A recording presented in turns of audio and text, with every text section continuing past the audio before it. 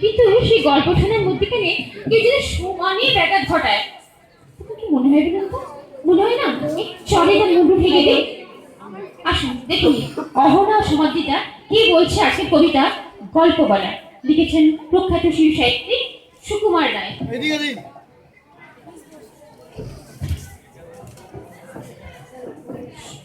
নমস্কার নমস্কার।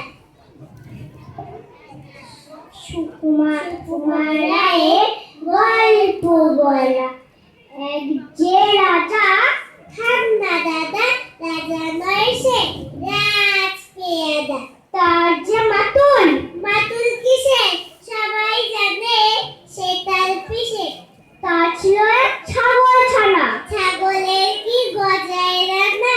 একদিন তার ছাদে পড়ে, ছাদ কোথায় টিনের ঘরে। বাঙালিরা পুরে মালি, মালি নয় তো মেহেরালি। মনে সুখে গাইছে বেহার, বেহার তো নয় বসন্ত রাত। ধর্ম ঘটে গেছে, আচ্ছা বলো চুপ করছে। এমন সময় বিছানা ছেড়ে হঠাৎ মাম্মা আসলে ধরল সে তার ঝুঁকির গোড়া। কোথায় ঝুঁকি তার যে ভরা, ফোনটা দেখো লোক ধর্ম সে চিঠির পরে পিটবো তোমার বন্ধু, পিটবো তোমার বন্ধু ধরে। কথার ওপর কেবল কথা, এখন বাবু পালাও কোথা। Please give a big praise